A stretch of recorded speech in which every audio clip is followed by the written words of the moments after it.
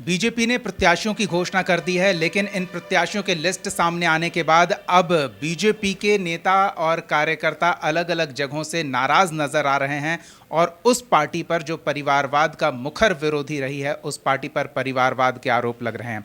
हमारे साथ बीजेपी नेता दीपक जी जुड़े हुए हैं, इनसे जान लेते हैं कि परिवारवाद के आरोप बीजेपी पर, जो परिवारवाद का मुखर होकर विरोध करती रही है, कैसे अब कार्यकर्ताओं को समझाएंगे। परिवारवाद का अर्थ सीधा और सीधा है कि परिवार के द्वारा बनाया हुआ राजनीतिक दल, परिवार के द्वारा संचालित राजनीतिक दल और परिवार के हित में उस राजनीतिक दल का उपयोग, ये है परिवारवाद। आप झारखंड मुक्ति मोर्चा ने किसने गठन किया, उसके सारे पदाधिकारी कौन है और सीधा और सीधा इसका लाभ किसी को मिल रहा है तो एक परिवार को मिल रहा है। आरजेडी एक परिवार के द्वारा गठित राजनीतिक दल, परिवार द्वारा संचालित और परिवार के लिए आय का साधन बनाने का राजनीतिक दल। कांग्रेस भी उसी प्रकार का है, प्राइवेट लिमिटेड। मां, बेटा, बेटी और दामाद, यही तो चार लोग हैं जो उसके हित के लिए काम किए जा रहे हैं।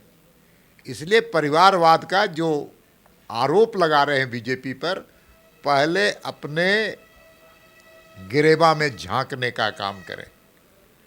और भारतीय जनता पार्टी के लिए तो 140 करोड़ जनता, भारत की जनता परिवार है।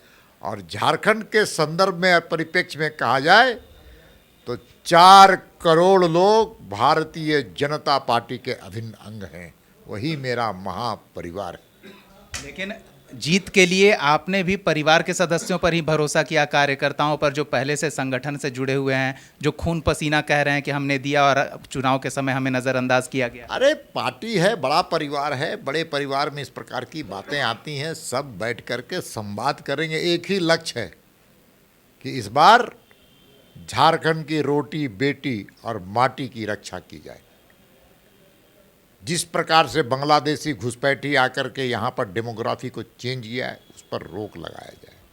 यहाँ पर कुशासन का अंत किया जाए और विकास युक्त सरकार और भ्रष्टाचार मुक्त सरकार हो। यही तो झारखंड की जनता की अपेक्षाएं हैं और वो भारतीय जनता पार्टी ही कर सकती है। दूसरे में दम नहीं है, खम नहीं है।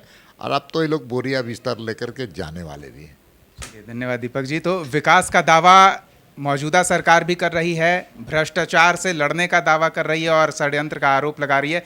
देखते हैं जनता किस पर कितना भरोसा करती है। कैमरा पर्सन दीपक के साथ दीपक शर्मा, कशिश न्यूज़, रांची।